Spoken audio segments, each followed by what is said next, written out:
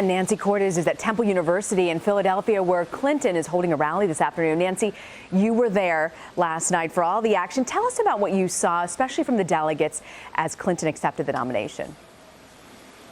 Well, you know, Rena, there was some concern before her speech that a few hundred Bernie Sanders delegates, Bernie or bust types, would either get up and walk out during her speech or would protest somehow in the hall. By and large, that didn't happen. We saw some signs, but otherwise, you saw a convention arena that was fully on Hillary Clinton's side, that was on its feet, that was just as fired up in the last sentence as it was in the first.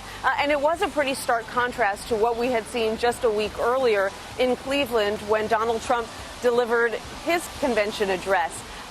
He certainly got a lot of excitement from a segment of the crowd gathered there in the arena. But as the speech went on, we saw more and more people looking a little skeptical, sitting on their hands, a little quieter. Of course, part of that was that the speech went on for so long, but it was also just a very different kind of speech than a lot of delegates were used to hearing from a nominee. And, you know, it doesn't necessarily mean that these arenas are reflective of what you see in the country, but you do need to win over your party faithful if you want to get outside of that arena and start making inroads into the other side. And not just the party faithful, Nancy. We know one of the defining characteristics of this race has really been the voter frustration, the anger that's out there. Do you think that Clinton effectively spoke to that last night?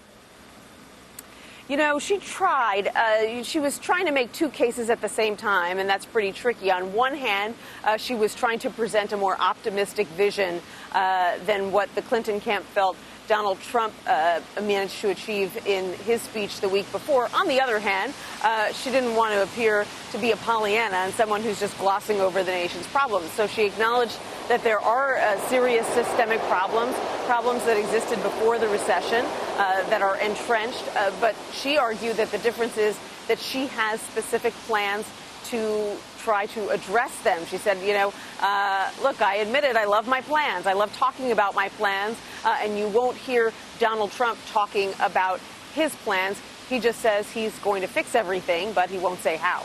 And we know next it's an afternoon rally. Clinton heads on a bus tour through the GOP territory, coming up specifically western Pennsylvania and southeastern Ohio. What's her message to those more conservative voters? She's trying to argue that Donald Trump doesn't have the business prowess and economic advantage that polls might indicate that he has. She knows there are a lot of working class voters who take a look at his billions in the bank and think that perhaps he could do for the country what he has done for himself and for his businesses. And so she's trying to make this argument that he has gotten where he is in part by stiffing some of his workers, by going bankrupt time and time again, and that it's a risk that the nation can't afford. She's trailing quite badly with these voters, Rena, and I don't think that her campaign necessarily believes that at the end of the day they will be victorious among that segment of the population, but they do need to be losing less badly than they are now. Well, Nancy, I hope you're going to get a little break after these 2-week convention marathons. I hope you're not getting on the bus and going back to your family instead. Thank you so much. I appreciate that, and I'm sure they do too. Thank you, Nancy.